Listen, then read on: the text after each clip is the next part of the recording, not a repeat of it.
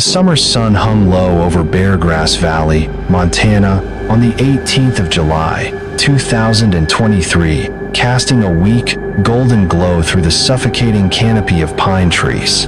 Marcus Brennan, a wiry forestry worker with a decade of sweat-stained summers under his belt, hacked at a tangle of underbrush, his axe biting into the earth with a dull thud. The air was thick, heavy with the scent of sap and decay, and the forest felt wrong today, too quiet, like it was holding its breath.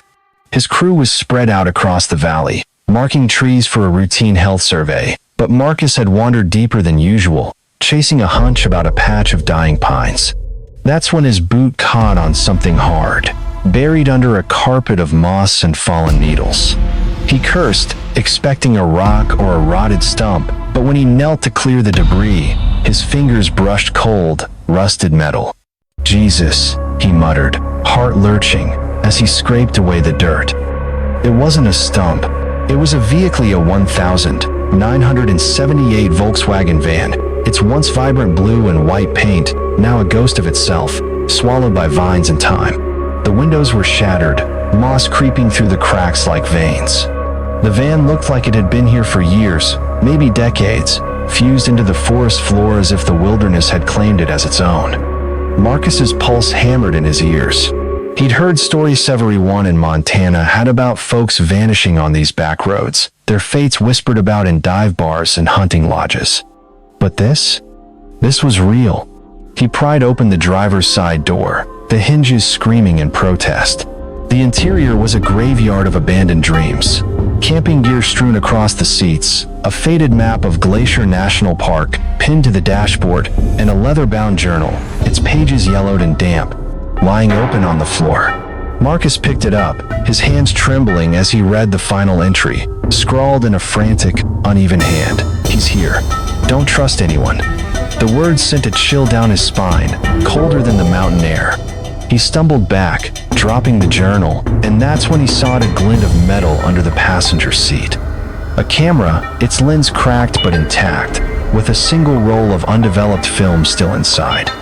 "Yo, Carl," Marcus shouted, his voice cracking as he called for his supervisor. "You gotta see this." But before Carl could answer, a low, guttural howl echoed through the trees. Not an animal, but the cadaver dogs the crew had brought to sniff out invasive species. They were barking now, frantic, their noses pressed to the ground 100 yards away. Marcus's stomach twisted. Those dogs weren't trained for plants. They were smelling death. 7 years earlier, on the 15th of July, 2016, the sun was brighter, the world softer, and Derek Hollenbeck was grinning like a kid as he loaded the last of the camping gear into his Pride and Joya 1978 Volkswagen Westfalia camper van he'd nicknamed the Explorer. The van, painted in classic blue and white, was a labor of love, restored over countless weekends in his Cedar Falls, Iowa, garage. At 42, Derek was a high school history teacher with a knack for turning dusty old stories into adventures his students actually cared about. He coached the debate team, stayed late to help struggling kids, and lived for the moments he got to spend with his daughter, Chloe. After his divorce 3 years earlier, Derek had thrown himself into being the best dad he could be. And this summer was going to be their big 3-week road trip across the American West. Just him and his 16-year-old daughter, chasing sunsets and memories. Chloe bounced out of their modest 2-story house, her backpack slung over one shoulder, her camera dangling from a strap around her neck. At 16, she was a spark-smart, curious, with a quiet confidence that made her teachers sit up and take notice. She was an honor student, obsessed with environmental science and dreaming of studying marine biology at UC Santa Barbara, even though she'd grown up in landlocked Iowa. Her real passion, though, was photography. She saw the world through her lens, capturing moments most people missed, the way dew clung to a spider web, the shadow of a hawk circling overhead. Derek used to joke that she was already smarter than him, and he wasn't entirely kidding. "Ready, kiddo?" Derek called, tossing a cooler into the back of the van. "This trip's our last big adventure before you ditch me for college." Chloe rolled her eyes, but her grin gave her away. "Please, Dad, you'll be begging me to come home when I'm famous for my grizzly bear shots." She held up her camera, a Nikon she'd saved up for over a year. National Geographic's gonna be knocking. Derek laughed, ruffling her hair. All right, Ansel Adams, let's hit the road. First stop, Corn Palace, Mitchell, South Dakota. Gotta start this thing with some proper American kitsch. They climbed into the Explorer, the engine sputtering to life with a cheerful rumble. Neighbors waved as they pulled out of the driveway at 8:30 a.m., Chloe hanging out the window, waving back like she was heading to the moon. Derek honked the van's horn a goofy, high-pitched toot he'd installed just for this trip. Their plan was ambitious but perfect. South Dakota for Mount Rushmore in the Badlands, Wyoming for Yellowstone, then Montana for Glacier National Park. 3 weeks of national parks, campgrounds, and open skies. Derek had spent months mapping it out, booking campsites but leaving room for spontaneity. Chloe had even convinced him to set up a mini darkroom in the van, so she could develop her film photos on the road. It's practice for when I'm out in the wild, she'd said, and Derek couldn't say no to that fire in her eyes. The first 10 days were everything they'd dreamed of. They marveled at Mount Rushmore, hiked through the otherworldly spires of Badlands National Park, and set up camp under a blanket of stars in Wyoming. Derek kept friends and family updated with Facebook posts, each one brimming with pride. One photo showed Chloe posing with her camera in front of a Badlands sunset, her silhouette sharp against the fiery sky. Day 6 of the Great Hollenbeck Adventure, Derek captioned it. This kid's gonna change the world. Chloe's photos were stunning bison grazing in golden light, a lone pine twisted against a cliff. Friends commented with heart emojis and, "Take me with you." But beneath the joy, a shadow was creeping in, unnoticed. On the 24th of July, they reached Yellowstone National Park, where they spent 3 days exploring geysers, hot springs, and wildlife trails. Chloe was in her element, kneeling by a creek to photograph a family of deer, her camera clicking softly as the world faded around her. Derek watched from a distance, his heart full. "Watching my daughter find her passion never gets old," he wrote in his last Facebook post, uploaded from their campsite near Old Faithful. "Tomorrow, we head to Montana and Glacier National Park." Chloe's been talking about those glacier-carved valleys for months.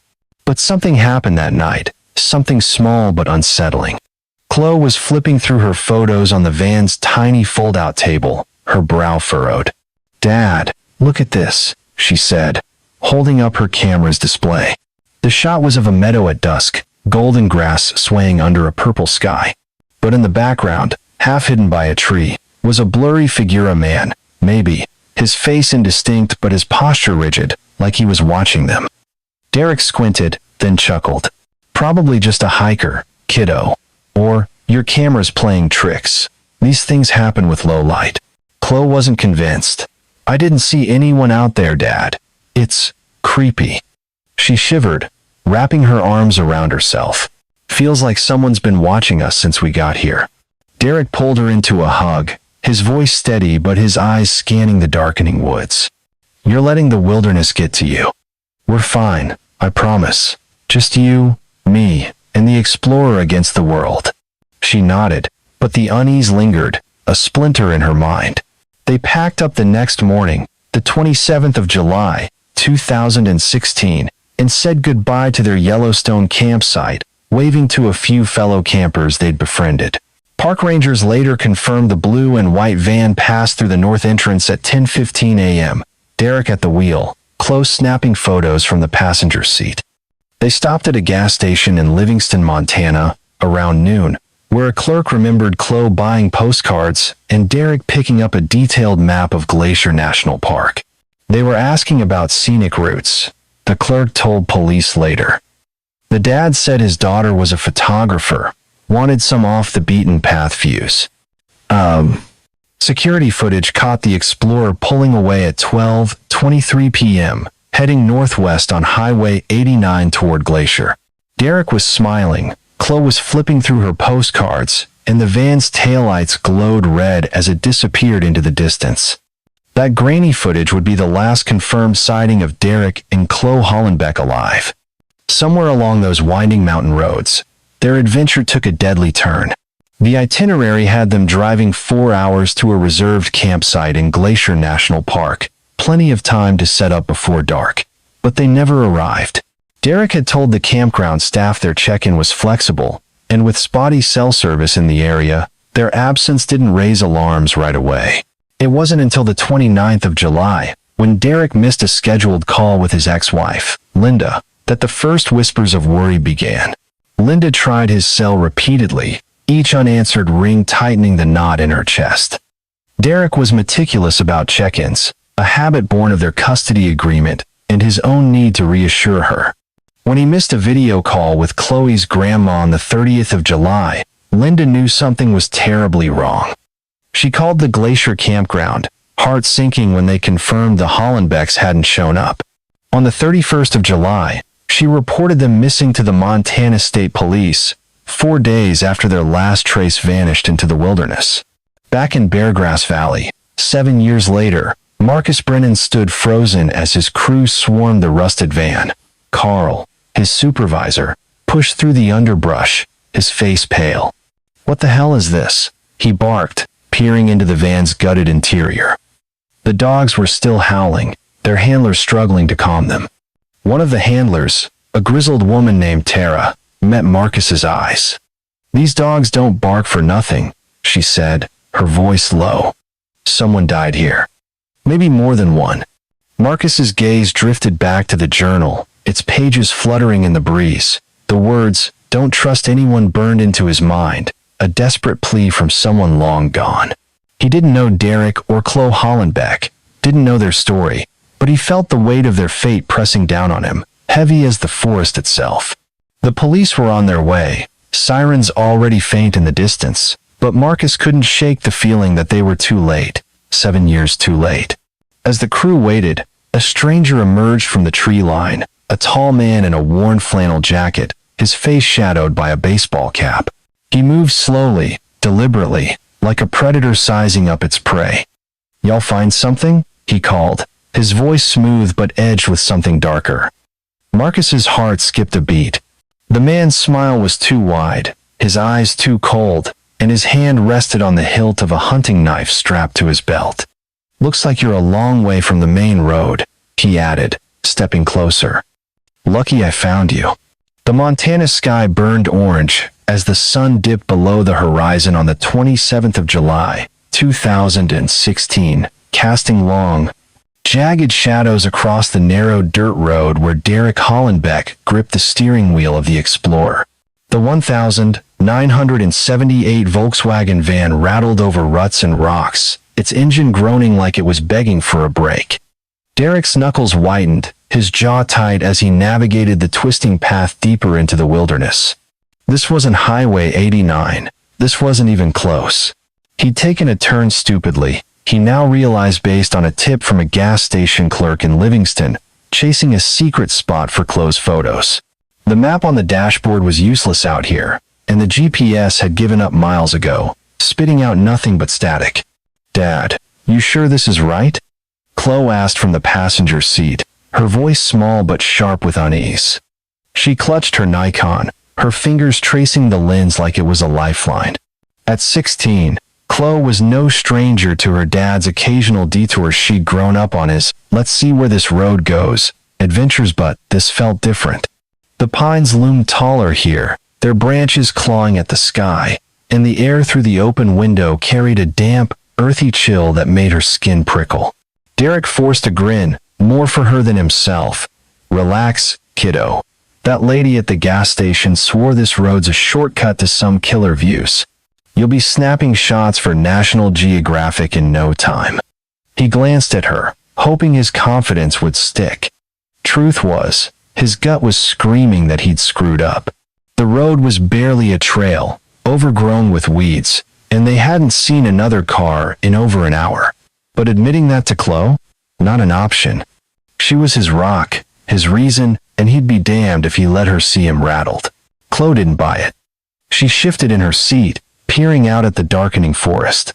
It's creepy out here. Like, way creepier than Yellowstone." She hesitated, then added, "You didn't see anyone else at that gas station, did you?" When I was picking out postcards, I swear someone was staring at me from the parking lot. Derek's smile faltered, but he covered it with a chuckle. You're letting that spooky photo from Yellowstone get to you. Probably just some old-timer checking out the van. Folks love a classic. He reached over, squeezing her shoulder. We're fine, Chloe. Just a little off the beaten path. She nodded, but her eyes stayed glued to the window, scanning the trees for movement.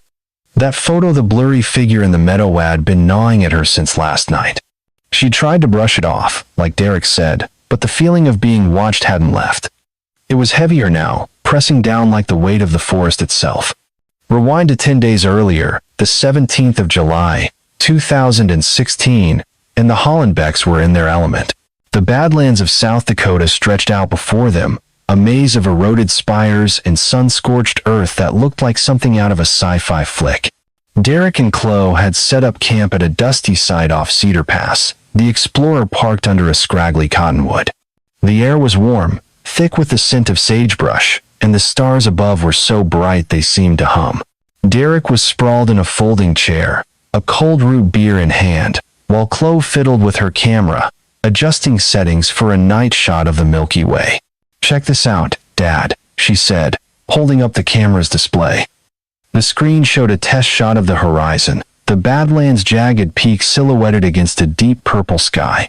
I'm gonna get the whole galaxy tonight. Bet you $10 it's my best photo yet. Derek grinned, tipping his root beer toward her. You're on, Ansel Adams. But if I win, you're cooking breakfast tomorrow. No more of your cereal as a meal nonsense. Chloe laughed, sticking out her tongue. Deal. But you're gonna lose, old man. She hopped up, bounding toward the edge of the campsite to set up her tripod, her ponytail bouncing with every step. Derek watched her go, his chest tight with pride. This trip was everything he'd hoped. 3 weeks of just him and his daughter. No distractions, no custody schedules. After the divorce, he'd fought hard to keep Chloe close, and moments like this, her laughter, echoing in the open air, made every struggle worth it. They'd spent the past week hitting all the highlights. Mount Rushmore, where Chloe had snapped a dozen shots of the president's stone faces, teasing Derek about his history nerd obsession. The Corn Palace in Mitchell, a goofy roadside stop, where they'd taken selfies with a giant ear of corn, and now the Badlands, where Chloe's camera never left her hands. Derek posted updates on Facebook, each one a love letter to his daughter. Day 3. Chloe's already out shooting every pro out here, he wrote under a photo of her crouched by a prairie dog burrow, lens focused like a sniper scope. Friends back in Cedar Falls flooded the comments with likes and, "Take me with you." But Derek didn't need anyone else. Chloe was his world. Yellowstone was next, and it was Chloe's playground.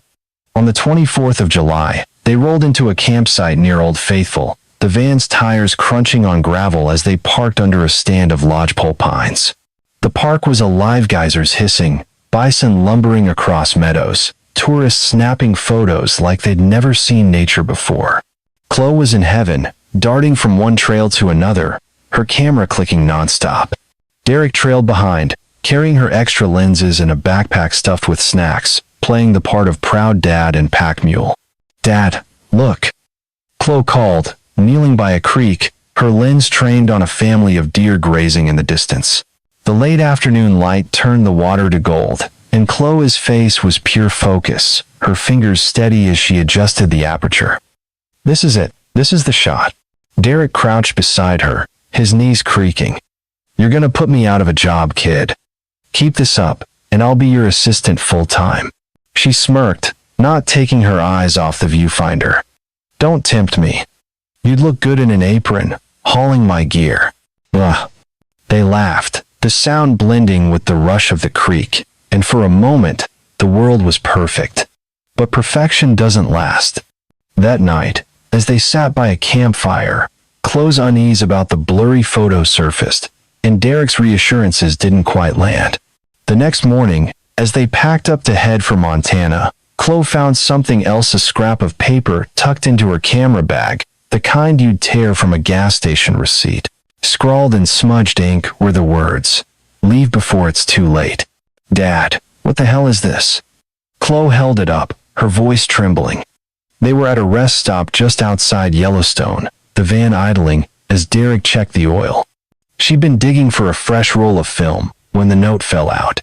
Derek took it, his brow furrowing. Probably just trash, kiddo. Someone's idea of a bad joke. But his eyes lingered on the words, and his hand tightened around the paper. Where'd you find it? In my bag. I didn't put it there. Chloe's voice was sharp now, her usual confidence fraying. Someone's been messing with our stuff.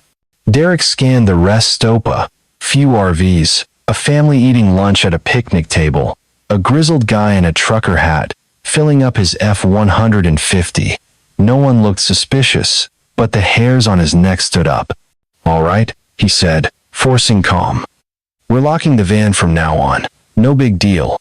Let's just get to Glacier, okay? Chloe nodded, but she didn't look convinced. Neither did Derek.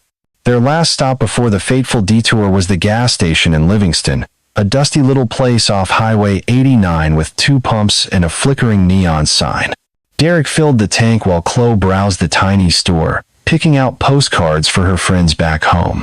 The clerk, a woman in her 50s with leathery skin and a name tag reading Maggie, leaned on the counter, watching them with an odd intensity.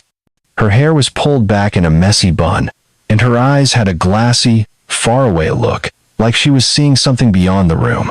Nice van, Maggie said as Derek paid for the gas and a map. You folks headed to Glacier? Yeah, Derek replied, unfolding the map. Got a campsite reserved for 3 nights. My daughter's a photographer, so we're hunting for some good views. Maggie's lips twitched, not quite a smile. Photographer, huh? There's a spot about 10 miles off this road, Beargrass Valley. Ain't a no guidebook, but it's got vistas that'll make your jaw drop. Perfect for pictures. She leaned closer, her voice dropping. Just don't tell nobody I sent you. Locals like to keep it quiet. Derek hesitated, glancing at Chloe, who was flipping through postcards by the register. Sounds tempting. Any tricks to finding it? Take the left fork at mile marker 42, Maggie said, her eyes flicking to the window. It's a bit rough, but that van'll handle it. Trust me, your girl'll thank you. Chloe looked up, catching the tail end of the conversation. What's that about photos? Just a hot tip from Maggie here, Derek said, winking. A secret spot for your next masterpiece. Chloe shrugged, but her eyes lingered on Maggie, who was now staring out at the parking lot, her fingers drumming on the counter. As they left, Chloe whispered, She's kinda weird, Dad. Did you see how she was looking at us? She's probably just bored, Derek said, but his gut wasn't so sure. He climbed into the van, Chloe sliding in beside him, and they pulled onto Highway 89, the map open on his lap. At mile marker 42, he spotted the fork of barely their dirt trail snaking into the pines. Against his better judgment, he turned. That was 3 hours ago. Now, as dusk swallowed the last scraps of daylight, Derek was kicking himself. The trail had narrowed to a claustrophobic path, branches scraping the van's sides like fingernails on a chalkboard. Chloe hadn't spoken in 20 minutes, her camera forgotten in her lap. The silence was suffocating, broken only by the van's rattling and the occasional hoot of an owl. Dad, we need to turn around, Chloe said finally, her voice barely above a whisper. This isn't right. Derek nodded, his mouth dry. Yeah, I know. Next clearing, I'll swing us back. But the trail showed no sign of widening, and the forest seemed to tighten around them, a living trap. He flicked on the headlights, the beams cutting through the gloom but revealing nothing but more trees, more shadows. Then Chloe gasped, her hand grabbing his arm. Dad, stop. He slammed on the brakes, the van lurching to a halt. What? What is it? She pointed to the side of the trail, where the headlights caught something a tire track, fresh and deep, leading into the underbrush. It wasn't theirs. And next to it, half buried in the dirt, was a single, heavy boot print, the kind you'd see on a hunter or a logger. Derek's blood ran cold. They weren't alone out here. Before he could speak, a figure stepped into the headlights' glow, a man, tall and lean, his flannel jacket stained with dirt, his face shadowed under a worn baseball cap. He raised a hand, not in greeting, but in command, his other hand resting on a hunting knife at his belt. His smile was slow, predatory, and his voice cut through the night like a blade. "Y'all look lost," he said, stepping closer, his boots crunching on the gravel. "Lucky I found you." "Hi." Back in Yellowstone, 3 days earlier, another encounter had planted a seed of doubt. Evan Torres, a 35-year-old freelance journalist with a scruffy beard and a backpack full of notebooks, had wandered into their campsite while chasing a story. Evan was a fixture in Montana's true crime circles, obsessed with the state's history of vanishing shikers, campers, entire families swallowed by the wilderness. His sister, Maria, had disappeared in 2006, last seen on a trail near Glacier, and Evan had spent a decade chasing ghosts, convinced a predator was stalking these mountains. He'd spotted the explorer's Iowa plates and struck up a conversation, drawn by Chloe's camera and Derek's easygoing vibe. "Nice setup," Evan said, nodding at the van. "You guys doing the whole national park thing?" "Pretty much," Derek replied, offering him a root beer from the cooler. "My daughter's the real star, though. She's out to shoot the next cover of National Geographic." Chloe blushed, rolling her eyes. "Dad, stop." Evan grinned, but his eyes were serious. "Listen, I don't mean to be a buzzkill, but be careful out here. Stick to the main roads, lock your stuff up tight. People vanish in these parts. Not trying to scare you, but I've seen too many stories like yours end bad." Derek raised an eyebrow, keeping his tone light. "Appreciate the heads up, man. We're good though. Got the Explorer and my kids' eagle eyes keeping us safe." Evan nodded, but he looked at Chloe, his voice low.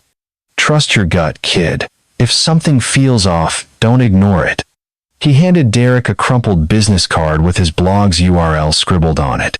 "Just in case." Chloe tucked the card into her pocket, her smile uneasy. Evan's warning stuck with her, a quiet alarm bell that rang louder with every mile they drove into Montana. Now, as the stranger stood in the headlights, his knife glinting, and his smile growing wider, that alarm was screaming. Derek's hand tightened on the wheel, his voice steady but laced with steel. "We're fine, thanks, just turning around." The man didn't move. His eyes locked on Chloe, and his voice was smooth, almost amused. "No need to rush off. Night's coming fast. Why don't you folks step out? We'll get you sorted." Chloe's breath hitched, her hand fumbling for her camera, instinct telling her to capture this moment, this man, this threat. Derek's heart pounded, his mind racing for a way out. The trail was too narrow to turn, the forest too thick to escape. And the man was closing the distance, his knife now in his hand, the blade catching the light like a promise of blood. The Montana night closed in like a fist on the 27th of July, 2016, the air thick with the scent of pine and menace. Derek Hollenbeck's hands gripped the steering wheel of the Explorer, his knuckles white as the headlights pinned the stranger in their glare. The man stood on the narrow dirt trail, his flannel jacket stained with dirt, his hunting knife glinting like a predator's teeth. His smile was slow, deliberate, and his voice slithered through the open window of the 1978 Volkswagen van. "Step out, folks," he said, his tone smooth, but laced with threat. "We'll get you back on track."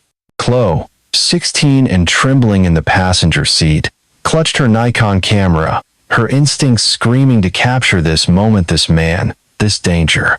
Her heart pounded, a frantic drumbeat in her chest, but her hands moved on autopilot, raising the lens, her finger hovering over the shutter. "Dad," she whispered, her voice barely audible, "he's not here to help." Derek's jaw tightened, his mind racing. The trail was a trap, too narrow to turn the van around, the forest a suffocating wall of pines on either side. The stranger Raymond Cartwright, though they didn't know his name yet, took a step closer, his boots crunching on gravel, the knife now held low but ready. Derek's eyes flicked to Chloe, his daughter, his world, and a surge of protective fury steadied his voice. "Stay put, kiddo," he said, loud enough for the man to hear. "We're leaving." Cartwright's smile didn't waver. "Ain't no leaving, friend, not till we talk." He tapped the knife against his thigh, a rhythmic warning, and leaned forward, his face half lit by the headlights. Your girl's got a nice camera. But she's got some pretty pictures. Chloe's breath hitched, her finger pressing the shutter. The camera clicked, the sound sharp in the tense silence, capturing Cartwright's face, his cold eyes, his twisted grin. Derek saw the man's expression shift, a flicker of rage breaking through the mask. Chloe, lock your door. Derek snapped, slamming his own lock down. He threw the van into reverse, the engine groaning as he gunned it, praying the trail would widen somewhere, anywhere. Cartwright lunged, faster than Derek expected, his knife scraping the van's hood with a screech that made Chloe scream. The van lurched backward, tires spinning on loose dirt, but the trail was unforgiving, a root catching the undercarriage with a sickening crunch. The engine stalled, the headlights flickering, and in that split second of darkness, Cartwright was on them. He yanked Derek's door open, the knife flashing as he grabbed Derek's collar, dragging him out onto the ground. Dad! Chloe shrieked, scrambling to unbuckle her seatbelt, her camera falling to the floor. She fumbled for the door, but Cartwright was already there, his shadow looming through the window. Derek fought, landing a desperate punch to Cartwright's jaw, but the man was stronger, fueled by something feral. The knife slashed, catching Derek's arm, blood soaking his flannel shirt. Chloe's screams echoed through the forest, but the pines swallowed them, indifferent. In a final act of defiance, Chloe grabbed her camera, snapping one last photo as Cartwright dragged her from the van. The flash illuminated his face, his eyes wild with triumph, and her own reflection in the lens terrified but unyielding. She kicked, clawed, and managed to break free for a moment, scrambling into the underbrush. Her hands dug into the dirt, scratching a desperate message, "He's here." But Cartwright was relentless, his boots crashing through the ferns, and her fight ended in the suffocating dark. The van left abandoned, its headlights fading as the battery died. 4 days later, on the 31st of July, 2016, Linda Hollenbeck sat in her Cedar Falls, Iowa, living room, her phone pressed to her ear, her voice shaking as she spoke to a Montana State Police dispatcher. "My daughter and ex-husband are missing," she said, the words tasting like ash. "They were supposed to check in 2 days ago. Derek always calls. Always."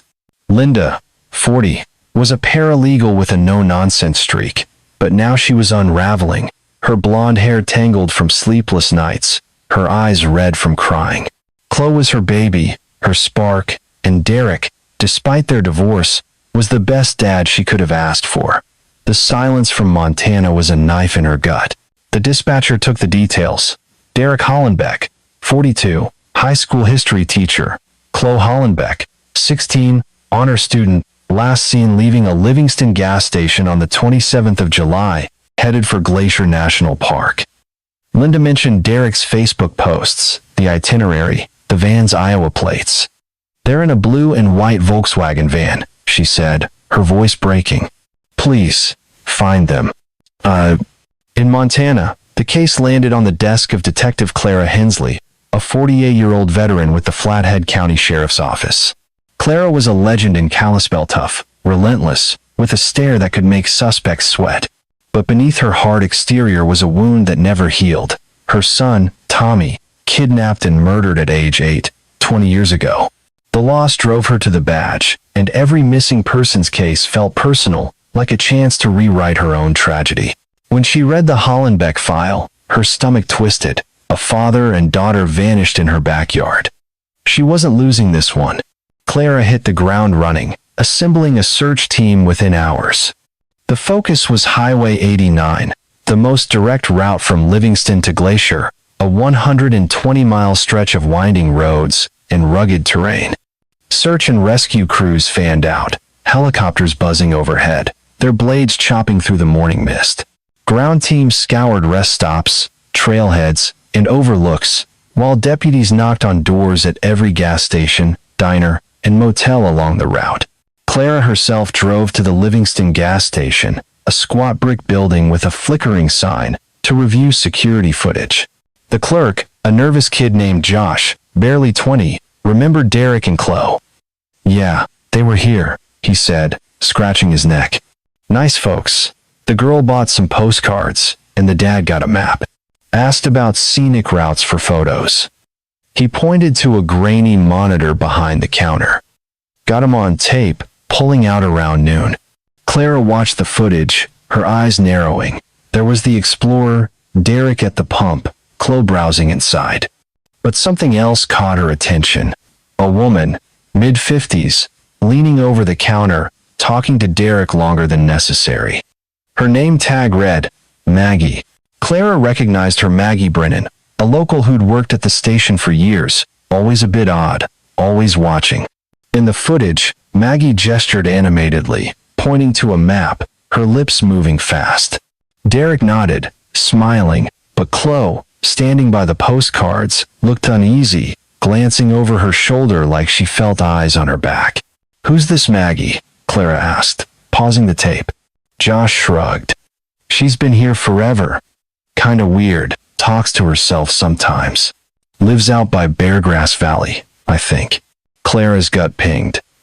Beargrass Valley wasn't on the way to Glacier. It was a remote, forested pocket, accessible only by old logging trails, the kind of place you didn't stumble into. She made a note to track Maggie down, but first, she needed more. She called in a request for Derek's phone records and social media activity, hoping for a breadcrumb. The Facebook posts painted a picture of a happy trip. Chloe's photos, Derek's proud captions, but the last one, from Yellowstone on the 24th of July, mentioned Glacier with an excitement that now felt like a punch. Tomorrow, we head to Montana, Derek had written. Chloe's been talking about those glacier, carved valleys for months. By the 2nd of August, the search had expanded, volunteers joining police and rangers to comb a 50-mile radius around Highway 89. Linda flew to Montana, her face plastered on local news, pleading for anyone who'd seen her daughter or ex-husband. Close my world, she said, her voice cracking on a Kalispell television station. She's smart, she's a fighter. If you know anything, please, come forward. Clara watched the broadcast from her office, her jaw tight. She'd seen too many cases like this, families torn apart, answers buried in the wilderness. But Linda's resolve lit a fire in her. This wasn't going cold on her watch. Clara's first break came on the 5th of August, when a hiker reported finding a discarded map near a trailhead 20 miles south of Glacier. It was tattered, but matched the one Derek had bought in Livingston, with a handwritten note in the margin, Beargrass Valley photo spot. Clara's pulse quickened. The hiker hadn't seen the van, but the map was a thread, thin but real. She sent a team to Beargrass Valley, a 3-hour drive over rough roads, but they found nothing. No tire tracks, no campsite, just endless trees and silence. Still, Clara couldn't shake the feeling that the valley was key. Her next move was Maggie Brennan. Clara drove to the gas station on the 7th of August, finding Maggie behind the counter, her eyes darting like a cornered animal. Maggie was wiry, her face lined from years in the sun, her hands fidgeting with a pack of cigarettes. Heard you're looking for those Iowa folks, Maggie said before Clara could speak, her voice too casual. Sad business. Hope you find them. Clara leaned in, her stare cutting. You talked to them, Maggie. Security tape shows you pointing at a map, giving directions. Care to tell me what you said? Maggie's fingers froze on the cigarettes, her lips twitching. Just being friendly. They wanted photo spots. I told them about a place off Highway 89. Nice views, that's all. Huh? Beargrass Valley? Clara pressed, watching Maggie's face. That's not exactly on the way to Glacier. Why send them there? Maggie shrugged, but her eyes wouldn't meet Clara's. It's pretty out there. Thought the girl would like it. Didn't know they'd get lost. Her voice cracked on the last word, and Clara caught it, a flicker of fear, or maybe guilt. You know that valley's not for tourists, Clara said, her voice low. No signs, no cell service, barely a road. You sent them into nowhere, Maggie. Why? Maggie backed up, bumping into a rack of candy bars. I didn't do nothing wrong. I was just helping. Her voice rose, shrill, and Clara saw it panic, raw and real. But before she could push further, Maggie clammed up, muttering about needing to close the store. Clara left, her mind racing. Maggie was hiding something, and Clara would bet her badge it was more than a bad tip. The investigation dragged on, weeks turning to months, the trail growing colder with every dead end. No van, no bodies, no witnesses beyond the gas station. Clara pored over Derek's phone records, nothing after a text to Linda on the 26th of July, confirming their Yellowstone plans. The FBI joined in, treating it as a possible kidnapping, but their interviews with campers, park rangers, and locals turned up empty. Linda became the case's public face, organizing volunteer searches and flyers, her voice steady but her eyes haunted. "They're out there," she told a crowd at a Kalispell vigil, clutching Chloe's favorite scarf. "My baby's fighting to come home." Clara's obsession grew, the case consuming her. She barely slept, her dreams haunted by Tommy's face morphing into Chloe's. She dug into old reports, finding a disturbing pattern: 3 other disappearances in northwest Montana since 2006, all tourists, all near remote valleys like Beargrass. One case mentioned a suspect, Raymond Cartwright, a local logger with a rap sheet for assault, released for lack of evidence. Clara's gut screamed he was involved, but her boss, Sheriff Daniels, shut her down. "Cartwright's got friends in high places," Daniels said. "Don't stir up trouble without proof." Then, on the 10th of September, 2016, a lead broke the case open. A photo lab in Bozeman, 200 miles away, called the sheriff's office. They'd found a roll of film dropped off weeks earlier, no name attached, but the images matched Chloe's style Yellowstone landscapes, deer by a creek, and one final shot that stopped Clara's heart. It was a man's face, lit by a camera flash, his eyes wild, his mouth twisted in a snarl. Behind him, a dirt trail and a faint, scrawled message in the earth. "He's here." Clara recognized the face from an old mugshot, Raymond Cartwright. She clutched the photo, her hands shaking, the room spinning.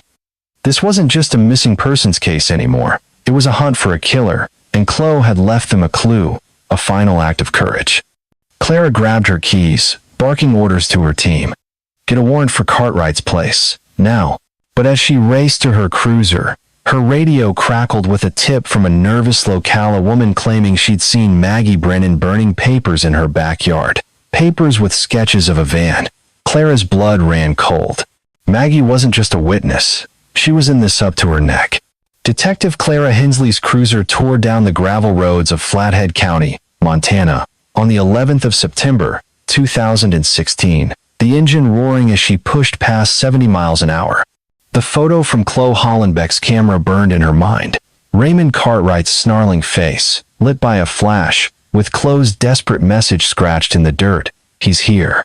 Clara's hands gripped the wheel, her knuckles white, her pulse hammering like a war drum. 7 weeks had passed since Derek and Chloe vanished, and every dead end had chipped away at her resolve. But this was the break she'd been chasing, a thread to unravel the nightmare. Cartwright was no longer just a name in an old report. He was a predator, and Clara was closing in. The radio crackled, Deputy Martinez's voice cutting through the static.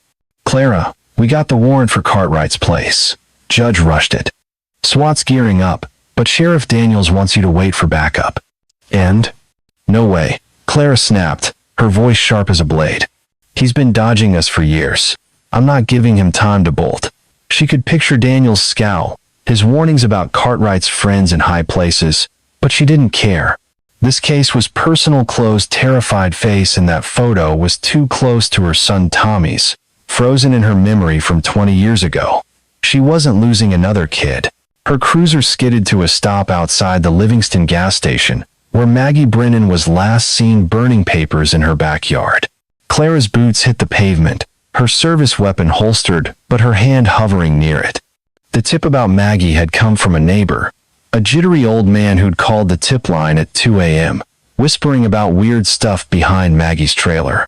Clara knocked on the gas station door, the neon sign flickering above her like a dying star. No answer. She peered through the grimy window, empty, the counter abandoned, a half-eaten sandwich rotting next to the register. Maggie was gone, and Clara's gut screamed she wasn't coming back. Back in the cruiser, Clara radioed Martinez. Maggie's in the wind. Get an APB out, now, and pull her phone records, bank accounts, everything. She's not just a witness anymore. She floored the gas, heading for Beargrass Valley, where the map from Close Film pointed a remote, forested nowhere 40 miles southeast of Glacier National Park. The valley was a black hole, accessible only by old logging trails, the kind of place where secrets festered. Clara had a sinking feeling that Derek and Chloe's fate was buried there, along with God knows what else. Meanwhile, in a dingy motel room 200 miles away in Bozeman, Evan Torres hunched over his laptop, his eyes bloodshot from 3 days without sleep. The 35-year-old journalist had been chasing Montana's missing persons cases for a decade, ever since his sister Maria vanished on a hiking trail near Glacier in 2006. Her case was cold, but Evan's obsession was red-hot. He'd met Derek and Chloe in Yellowstone, their easy smiles and Iowa plates reminding him of Maria's old camping trips. His warning to them, stick to the main roads, had been a gut punch when he heard they'd disappeared. Now, he was neck-deep in the Hollenbeck case, his blog flooded with tips from true crime junkies and locals with theories.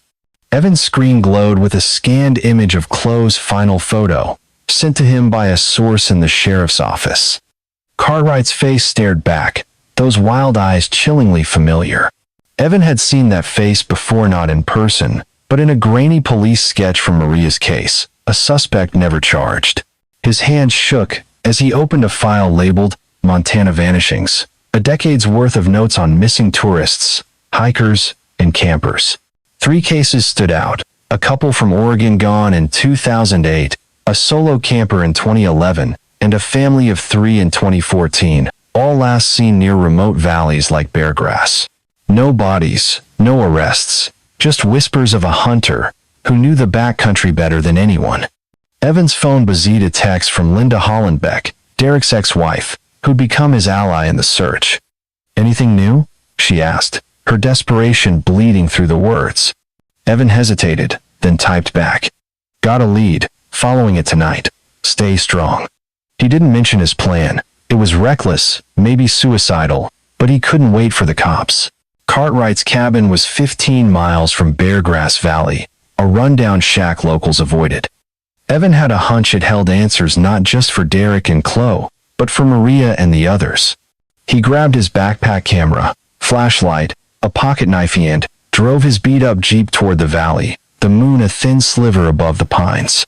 The logging trail was a nightmare, his tires slipping on mud and roots, but Evan pushed on, his heart pounding with a mix of fear and fury. He parked a half-mile from the cabin, hiking the rest on foot, the forest swallowing every sound except his ragged breathing. The cabin loomed ahead, a sagging structure with boarded windows, smoke curling from a chimney. Evan crouched behind a tree, his camera ready, when he saw a glint of metal through a gap in the boards. A stack of gear, camping equipment, and something else, a camera bag, just like Chloe's. Evan's breath caught. He snapped a photo, the flash, a reckless mistake. The cabin door creaked open, and Raymond Cartwright stepped out, his silhouette massive against the dim light. Evan froze, his knife useless against the rifle in Cartwright's hands. "Who's out there?" Cartwright growled, his voice low and menacing. Evan bolted, branches tearing at his face, the crack of a gunshot splitting the night. He dove behind a fallen log, heart hammering, as Cartwright's boots crunched closer, his rifle sweeping the dark. Back in Kalispell, Clara was piecing together the case, her office a chaos of maps, photos, and coffee cups. The warrant for Cartwright's cabin was in hand, but the SWAT team was still an hour out, delayed by a storm rolling in from the west. Clara's phone rang. Linda, her voice frantic. "Clara, I can't keep doing this. Every day, I'm losing her all over again. Tell me you've got something." Clara gripped the phone, her voice steady despite the knot in her chest. "We've got a name, Linda. Raymond Cartwright. And a photo from Chloe's camera that puts him at the scene. We're moving on his place tonight." Linda's sob broke through the line. "Chloe, she fought, didn't she? My girl, she's a fighter." "She is," Clara said, her throat tight. She left us a trail, and I'm following it. I promise. She hung up, but Linda's pain lingered, fueling her. Clara grabbed the file on Cartwright, a 48-year-old loner, ex-logger, with a history of bar fights and a dropped assault charge from 2009. Locals called him Ray the Hermit, a ghost who knew every trail in northwest Montana. The 2009 charge involved a camper who'd claimed Ray threatened him with a knife, but the case fell apart when the victim recanted, allegedly paid off. Clara cursed under her breath. Daniels had warned her about Cartwright's friends, but she wasn't backing down. She called Martinez, who was coordinating the search teams. "Anything from Beargrass Valley?" she asked, pinning Chloe's photo to the wall, Cartwright's face staring back like a taunt. "Nothing yet," Martinez said. "But we got a hit on Maggie's phone. She made a call to an unlisted number 2 hours after the Hollenbecks left the gas station. We're tracing it, but it's a burner." Clara's jaw clenched. "Maggie's in this deep. Keep digging." She hung up, her eyes falling on a report from 2006. Maria Torres, 22, vanished near Glacier. The lead investigator had noted a local male, mid-30s, seen near the trail, but no name, no arrest. Clara's gut screamed it was Cartwright. She grabbed her keys, ready to join the SWAT team, when her phone buzzed again, a text from an unknown number. "Check Bozeman Photo Lab. More film." Clara's pulse spiked. She called the lab, her voice sharp. "This is Detective Hensley, Flathead County. You got more film from the Hollenbeck case?" The clerk, a nervous kid named Sarah, stammered, Yeah. Another roll came in yesterday, no name, just dropped in the night slot. I was gonna call you, thought it might be related." "Hold it," Clara barked. "I'm there in 2 hours." She floored it to Bozeman, the storm breaking overhead, rain lashing her windshield. The photo lab was a hole in the wall, its neon sign buzzing in the wet dark. Sarah handed over the developed prints, her hands shaking. "These are weird," she said. "Like, creepy weird." Clara spread the photos on the counter, her breath catching. They were Chloe's Yellowstone geysers, a bison herd, Derek laughing by the van. But the last 3 were different, a blurry shot of a dirt trail, a close-up of a man's boots, and a final image hand. Close, scratching, he's here in the dirt. The edge of Cartwright's face just visible in the frame. Clara's heart stopped. Chloe had fought to leave this clue, a final act of defiance, but there was something else, a faint shape in the background of the trail photo, a second figure, smaller, maybe a woman. Clara's mind flashed to Maggie. She radioed Martinez, her voice urgent. "Get SWAT to Cartwright's now. And find Maggie Brennan. She's not just a witness, she's part of this." As she sped back to Kalispell, a new player entered the game, Evan Torres, bruised and bleeding, staggering into a gas station 10 miles from Cartwright's cabin. He'd escaped, barely, the gunshot grazing his arm, but he'd managed to grab something from the cabin, a tattered map, marked with red X's, each one a spot in northwest Montana, including Beargrass Valley. Evan clutched the map, his hand shaking as he called Clara's office, leaving a voicemail. "It's Evan Torres. I found something at Cartwright's. He's been doing this for years, my sister, the Hollenbecks, others. I've got proof, but he's coming for me." Clara got the message as she pulled into the sheriff's station, her heart pounding. She played it for Martinez, who cursed under his breath. "This guy's nuts, Clara. He's gonna get himself killed." "He's not wrong," Clara said, spreading the map Evan had emailed a photo of. The X's formed a chilling pattern, remote valleys, logging trails, places where tourists vanished without a trace. "Cartwright's a serial predator. We need to move." The SWAT team hit Cartwright's cabin at dawn on the 12th of September, the storm still raging, lightning splitting the sky. The shack was empty, the door swinging in the wind, but inside was a house of horrors. Camping gear, backpacks, a sleeping bag matching clothes was piled in a corner. A locked box held photos, dozens of them, trophies from victims. A couple smiling by a campfire, a lone hiker, and Derek and Chloe, their faces frozen in terror, tied up in what looked like Beargrass Valley. Clara's stomach churned, but the worst was a notebook, its pages filled with Cartwright's scrawled notes, dates, locations, descriptions of hunts. One entry read, Iowa van, the 27th of July. Girl fought hard. Forrest took them. Clara's hand shook as she bagged the evidence, her mind racing. The photos confirmed Derek and Chloe were dead, but their bodies were still out there, hidden in the wilderness.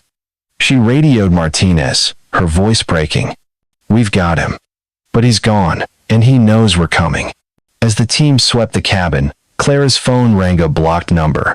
She answered, her heart in her throat. A low, raspy voice came through, chilling her to the bone.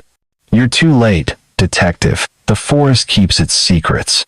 The line went dead, and Clara stood frozen, the storm howling outside, the photos of Derek and Chloe staring up from the table. Cartwright was out there, and he wasn't done hunting. The storm raged over Beargrass Valley, Montana, on the 13th of September, 2016, lightning cracking the sky like a whip as Detective Clara Hensley crept through the mud-soaked underbrush. Her flashlight cut through the torrential rain, its beam dancing across gnarled pines and jagged rocks. The call from the unknown number. You're too late, detective. The forest keeps its secrets still echoed in her head, a taunt from Raymond Cartwright, the predator who'd turned northwest Montana into his hunting ground. Clara's service weapon was heavy in her hand, her pulse a relentless drumbeat. She tracked him to an abandoned mine shaft, 3 miles from his cabin, guided by Evan Torres's blood-stained map and a gut feeling that Derek and Chloe Hollenbeck's bodies were here, hidden in the earth's dark maw. Clara wasn't alone. Deputy Martinez and a 4-man SWAT team fanned out behind her, their boots sinking into the muck, radios crackling with static. The mine was a relic from Montana's gold rush days, its entrance half-collapsed, boarded up with rotting planks.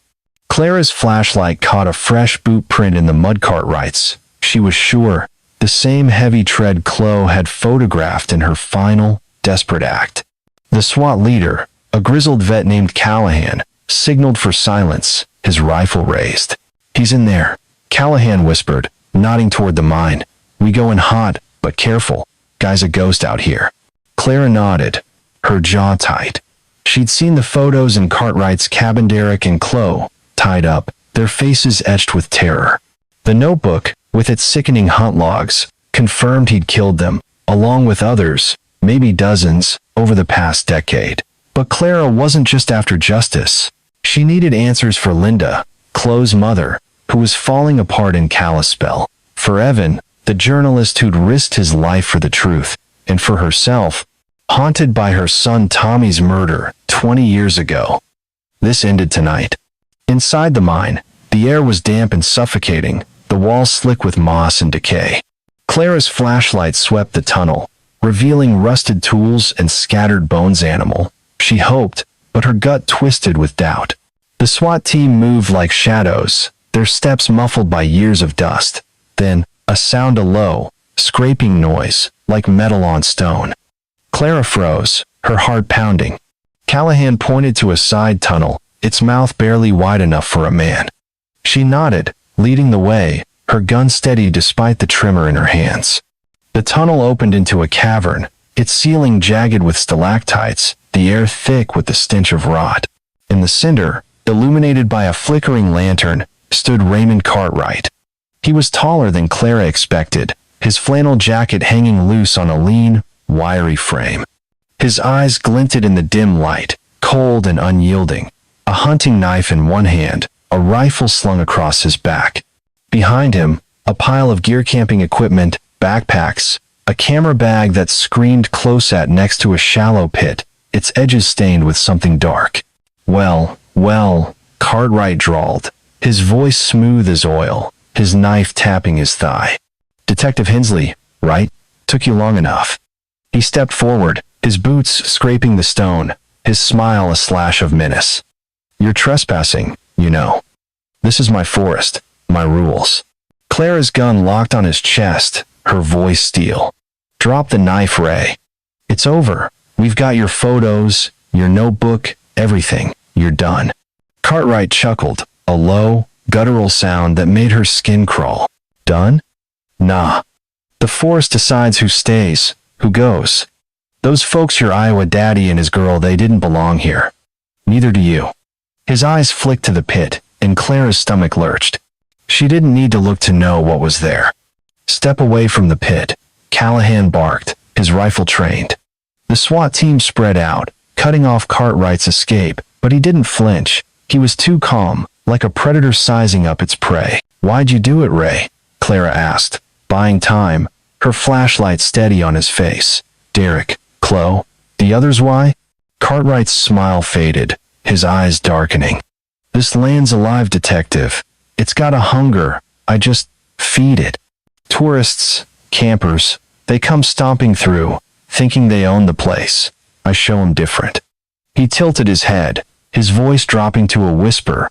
The girl, though she was a fighter, scratched her little message in the dirt, thought it'd save her. Didn't. Clara's blood ran cold, Chloe's final photo flashing in her minder hand, carving, "He's here," as Cartwright loomed. "You're no hunter," she spat, her voice shaking with rage. "You're a coward who preys on the innocent." Cartwright's laugh was sharp, echoing off the cavern walls. "Call it what you want. The forest thanks me." He moved suddenly, lunging for the rifle, but Callahan was faster, tackling him to the ground. The knife skittered across the stone, and Clara kicked it away, her gun never wavering as the SWAT team cuffed him. But even as they dragged him up, his eyes locked on hers, unrepentant, a promise of more secrets buried in the dark. "Check the pit," Clara ordered, her voice hoarse. Martinez approached, his flashlight shaking as he peered in. His face paled, and he turned away, gagging. "It's them," he whispered. "Or what's left." Clara forced herself to look.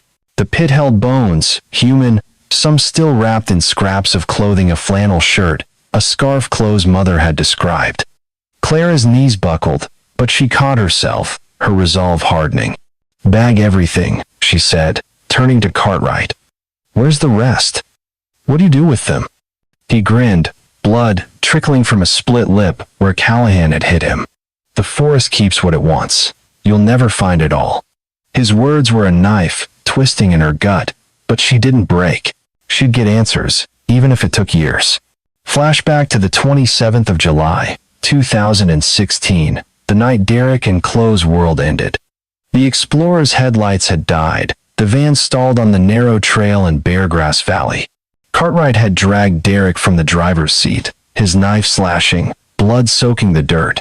Chloe fought like a wildcat, snapping that final photo, breaking free long enough to scratch her message in the earth. "Dad, run." She'd screamed, her voice raw, but Derek was already down, his arm useless, his strength fading. She bolted into the forest, branches tearing at her skin, but Cartwright was faster, his boots pounding behind her. He caught her, his grip iron, and dragged her back to the van. Derek, barely conscious, saw Chloe's face terrified but defiant as Cartwright bound her wrists. "Leave her alone," Derek gasped, blood bubbling in his throat. "Take me, not her." Cartwright just laughed, his knife glinting as he finished Derek with a single, brutal thrust. Chloe's screams stopped when the blade found her, her camera falling to the ground, its final frame capturing her last act of resistance. Cartwright hauled their bodies to the mine, the van left to rot, the forest swallowing their story until now. Back in the present, Clara oversaw the recovery, her team bagging bones and gear as the storm raged outside.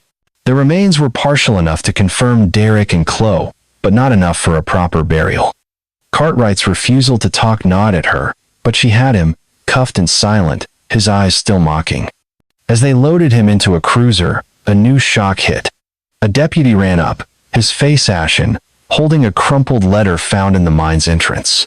"Clara, you need to see this." She unfolded it, her hands trembling. The handwriting was shaky, feminine. "I had no choice. Ray owned me. I'm sorry." It was signed, Maggie. Clara's breath caught. Maggie Brennan, the gas station clerk who'd sent Derek and Chloe to Beargrass Valley, wasn't just a witness or a reluctant accomplice. She'd been in deep, maybe luring victims for years. But the letter's tone desperate, broken, suggested she was a victim too, trapped by Cartwright's control. Clara's radio crackled. Martinez's voice was urgent. Clara, we got a problem. Maggie's trailer's empty, but neighbors saw her leave an hour ago, carrying a bag. And there's more. A gunshot reported near the valley, right after we grabbed Cartwright. Clara's heart sank. She turned to Cartwright, who was smirking in the cruiser's back seat. Where's Maggie? She demanded, slamming her hand on the window. What did you make her do? He leaned forward, his voice a venomous whisper. Maggie's my shadow, detective. She does what I say, even now. You think you've won? You're playing my game. His laugh was cut off as the deputy slammed the door, but the words lingered, a poison in Clara's mind. She raced to her cruiser, calling Evan Torres, who'd been released from the hospital after his near-fatal run-in at Cartwright's cabin. Evan, it's Clara. Maggie's on the run, and she might be armed. You hear anything, you call me. Evan's voice was hoarse, his arm bandaged from the gunshot graze. I'm already on it, Clara. Got a tip from a blog reader someone saw a woman matching Maggie's description at a truck stop near Whitefish, heading north. I'm going after her. No, Clara barked. You're not a cop, Evan. Stay put, or you'll get yourself killed. I can't, he said, his voice breaking. If Maggie knows about my sister, I need her alive. I'm sorry. The line went dead, and Clara cursed, slamming her fist on the dashboard. Evan was reckless, driven by a decade of grief, and now he was chasing a ghost who might be as dangerous as Cartwright. In Kalispell, Linda Hollenbeck sat in a motel room, clutching Chloe's scarf, her eyes red from crying. Clara had called her an hour ago, confirming the worst. Derek and Chloe were gone, their remains found in the mine. Linda's sobs had shaken the phone, but she'd begged to help, to do something. They're my family, she'd said, her voice raw. I can't just sit here. Clara had promised to keep her updated, but now, as she sped toward Whitefish, the weight of the case pressed harder. Maggie's letter was a bombshell, rewriting everything. Had she lured Derek and Chloe on Cartwright's orders? Was she a victim, coerced by fear, or a willing partner in his horrors? The letter's words, "Ray owned me," suggested a twisted bond, but her disappearance screamed guilt. Clara's mind raced, piecing together the clues. Maggie's directions to Beargrass Valley, her nervous demeanor, the burned papers, and now this letter, left like a confession or a plea. The truck stop in Whitefish was a neon-lit blur, its lot filled with simmies and weary travelers. Clara pulled in, her badge flashing as she questioned the cashier, a tired woman named Debbie. Seen a woman, mid-50s, brown hair, maybe carrying a bag? Clara asked, holding up a photo of Maggie. Debbie nodded, pointing to the back exit. Yeah, maybe an hour ago. Looked, spooked, kept checking over her shoulder, took off toward the woods out back. Clara's radio buzzed Martinez, sounding shaken. Clara, we got a body, female, shot in the head, half a mile from the truck stop. Looks like Maggie Brennan. Clara's heart stopped, her boots already moving toward the woods. She found the scene in a clearing, Maggie's body crumpled under a pine, a .38 revolver in her hand, a bullet wound in her temple. The rain had washed away most of the blood, but a folded note was pinned to her jacket, soaked but readable. I couldn't live with it anymore. Ray made me choose them, or me. Forgive me. Clara's hand shook as she bagged the note, her mind reeling. Suicide, or something staged? Maggie's role was still a black hole accomplice, victim, or both? As the coroner's van arrived, Clara's phone rang. Evan, his voice frantic. Clara, I'm at the truck stop. I saw her Maggie before she went into the woods. She was talking to someone, a guy in a black pickup. I got plates, but there's something else. I found another photo in my sister's old stuff, from 2006. It's got Maggie in the background, near where Maria disappeared. Clara's blood ran cold, the rain pounding around her. Evan, get somewhere safe, now. Send me those plates. She hung up, her eyes fixed on Maggie's body, the note's words searing her mind. Cartwright was in custody, but his shadow stretched further than she'd feared. Maggie was dead, but someone else was out there, tied to the killings, and the forest wasn't done spilling its secrets. The rain had stopped, but the air in Kalispell, Montana, hung heavy with grief on the 20th of September, 2016. Detective Clara Hensley stood in the sheriff's office, her desk buried under case files, coffee cups, and a single photo of Derek and Chloe Hollenbeck smiling, arms around each other, the Badlands glowing behind them. The image was a knife in her gut, a reminder of the family she'd failed to save. Raymond Cartwright, the predator who'd hunted them, was now behind bars, sentenced to life without parole for the murders of Derek, Chloe, and at least 3 others, his trophy photos and notebook sealing his fate. But the victory was hollow. The partial remains found in the Beargrass Valley mine shaft, Derek's flannel shirt, Chloe's scarf weren't enough for a proper burial, and Cartwright's refusal to reveal the rest of their bodies left a wound that wouldn't heal. Clara's eyes burned as she stared at the photo, her resolve fraying but unbroken. This case wasn't over, not yet. The discovery of Maggie Brennan's body, a bullet through her temple in a whitefish clearing, had thrown the investigation into chaos. Her suicide note, "I couldn't live with it anymore.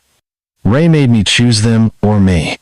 Forgive me," was a confession and a riddle, blurring the line between victim and accomplice. Clara had spent days dissecting Maggie's life, a loner, mid-50s, who'd worked the Livingston gas station for decades, her trailer a shrine to a broken past. Old photos showed her with Cartwright in the 90s, young and smiling, hinting at a relationship turned toxic. Clara's gut screamed Maggie had lured Derek and Chloe to Beargrass Valley under Cartwright's orders, but the note's desperation suggested coercion, maybe fear. The truth died with her, and the black pickup Evan Torres had seen her with a lead from its license plate had vanished into Montana's vast backcountry. Evan, the journalist who'd risked everything, was back in Bozeman, his arm still bandaged from Cartwright's gunshot graze. His call about Maggie's final moments talking to a man in a black pickup had sent Clara chasing a ghost. The plates traced to a stolen truck, dumped 50 miles away, no prints, no leads. But Evan's other bombshell hit harder, a 2006 photo from his sister Maria's hiking trip, showing Maggie in the background, near where Maria vanished. Clara had pored over it, the grainy image chillingly familiar. Maggie, younger, watching hikers from a distance, her eyes cold. Was she scouting for Cartwright even then? Clara's team was digging into other missing persons cases, but the forest was a black hole, swallowing answers as fast as she could chase them. Linda Hollenbeck, Chloe's mother, was the heart of the case's aftermath. She'd flown back to Iowa after the mine discovery, clutching Chloe's scarf and Derek's journal, her face etched with a grief too deep for tears. But Linda wasn't broken. She channeled her pain into action, founding the Hollenbeck Hope Foundation, a nonprofit to support families of missing persons and push for better safety measures in national parks. At a Kalispell press conference, her voice was steady, though her hands shook.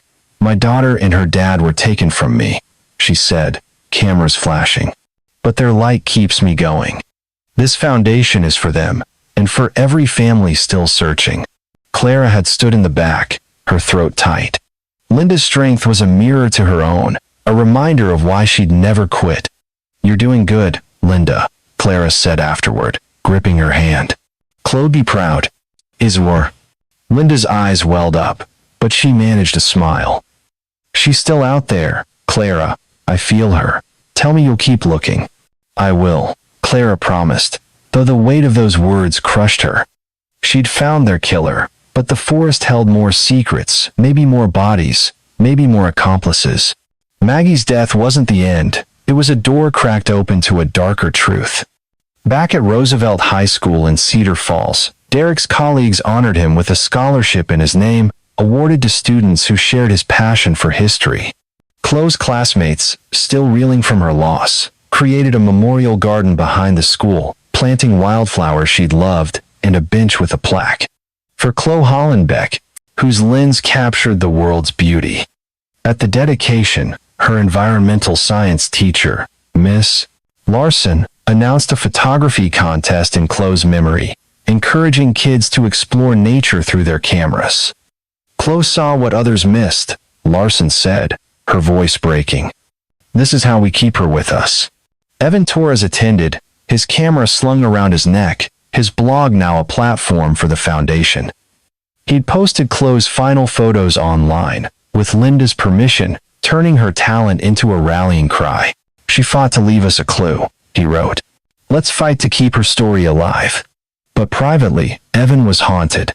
His sister Maria's case was still cold, and Maggie's presence in that 2006 photo gnawed at him. He called Clara late one night, his voice rough. I can't stop, Clara. If Maggie was involved back then, there's someone else out there. That pickup guy, he's the key. Clara sighed, rubbing her temples. I'm chasing him, Evan. But you gotta stay safe. No more cowboy stunts. I can't promise that, he said, and hung up. Clara cursed, knowing he'd never quit. Neither would she. On the 5th of October, 2016, a new lead surfaced, fragile but electrifying. A volunteer search party, organized by Linda's foundation, was combing Beargrass Valley, retracing the mine's surroundings. A teenager, Sarah, barely 17, stumbled on something glinting in the underbrush's silver bracelet, delicate, with a small heart charm. It wasn't clothes. Linda confirmed she'd never worn one like it. Derek's sister, who joined the search, shook her head too. Not his, she said, her voice hollow. Whose is it? Clara bagged the bracelet, her heart racing. It was clean, too clean for something lost years ago, suggesting it was Recentor planted. She sent it for DNA analysis, but her mind went to Cartwright's notebook, its cryptic entries hinting at more victims. Was this another of his hunts? Or was the man in the black pickup still out there, continuing the work Maggie and Cartwright had started? Clara's team cross-referenced missing persons reports, finding a match. Emily Carter, 19, a hiker gone missing in 2015, last seen wearing a heart-shaped bracelet. The connection was thin, but it was enough to reignite the case. Clara visited Cartwright in prison, a concrete fortress in Deer Lodge, Montana. He sat across from her, shackled, his eyes still cold, still mocking. Nice to see you, detective, he said, his voice a low rasp. Miss me? Cut the crap, Ray, Clara snapped, sliding the bracelet's photo across the table. Whose is this? Emily Carter? Someone else? And who's the guy in the black pickup? Cartwright leaned back, his smile a slash of malice. You think I'm the only one the force talks to? Maggie wasn't working alone, and neither was I. You're fishing in deep water, detective. Careful you don't drown. He refused to say more, his silence a wall Clara couldn't breach. Back in Kalispell, Clara briefed Sheriff Daniels, who was skeptical. You're chasing shadows, Clara, he said, tossing the bracelet file on his desk. Cartwright's locked up. Maggie's dead. Let it go. I can't, Clara said, her voice fierce. There's more out there. I'll find it, even if it takes my whole damn life. She stormed out, her mind on the bracelet, on Evan's photo, on the pickup's ghost. The case was closed for the courts, but not for her. Linda, meanwhile, kept the Hollenbeck Hope Foundation growing. By spring 2017, it had funded new safety measures in Glacier National Park, better trail signs, emergency beacons, and a hotline for missing hikers. She spoke at schools, urging kids to travel smart, to trust their instincts. Chloe and Derek taught me that, she said at a Cedar Falls fundraiser, her voice steady despite the tears. They're gone, but they're still teaching us how to fight. Evan's blog posts kept the pressure on, linking the Hollenbeck case to others, demanding answers for Emily Carter and Maria Torres. He met Clara at a Kalispell diner, his eyes hollow but determined. I found another lead, he said, sliding a photo across the tab. A blurry security still from a gas station near Glacier, dated 2015, showing a man in a black pickup, his face obscured but his build matching the one Evan saw with Maggie. This guy's still out there, Clara. I'm going back to Beargrass Valley. You're gonna get yourself killed, Clara warned, her coffee cold in her hand. Let me handle it. I've got nothing left to lose, Evan said, his voice breaking. Maria's gone. Chloe's gone. I need this. He walked out, leaving Clara with the photo, and a sinking feeling that the forest wasn't done with them. On the 27th of July, 2017, the one-year anniversary of Derek and Chloe's disappearance, Linda stood before Glacier National Park's entrance, the mountains looming under a star-filled sky. A crowd of volunteers, friends, and reporters gathered for a memorial vigil, candles flickering in the cool night air. Linda held Chloe's camera, its lens scratched but unbroken, a piece of her daughter she could still touch. Chloe saw the world differently, she said, her voice carrying over the crowd. She saw beauty in the smallest things: a flower, a deer, a moment. I feel her here, in these mountains, and I know she's still with us. Clara stood at the edge of the crowd, her badge heavy on her belt. She'd promised Linda answers, but the forest had given her only fragments: bones, a bracelet, a letter. As Linda spoke, a cold wind swept through, rustling the pines, carrying a faint whisper, like a voice from the dark. Clara shivered, her eyes scanning the tree line, half expecting to see Maggie's ghost or the man in the black pickup. The vigil ended, the crowd dispersing, but Clara stayed, her gaze fixed on the mountains. A week later, another search party found a new clue in Beargrass Valley, a scrap of fabric, blue and white, like the explorer's paint, caught in a thorn bush a mile from the mine. It wasn't enough to reopen the case, but it was enough for Clara. She stood alone in the valley, the bracelet in her pocket, Evan's photo in her mind. "This isn't over," she whispered, her voice swallowed by the trees. "Not by a long shot." The forest stayed silent, its secrets locked tight, but Clara knew they were there, buried in the dirt, waiting. Somewhere, the man in the black pickup was watching, and the pines were whispering, their echoes a haunting reminder that evil never truly dies, it just waits.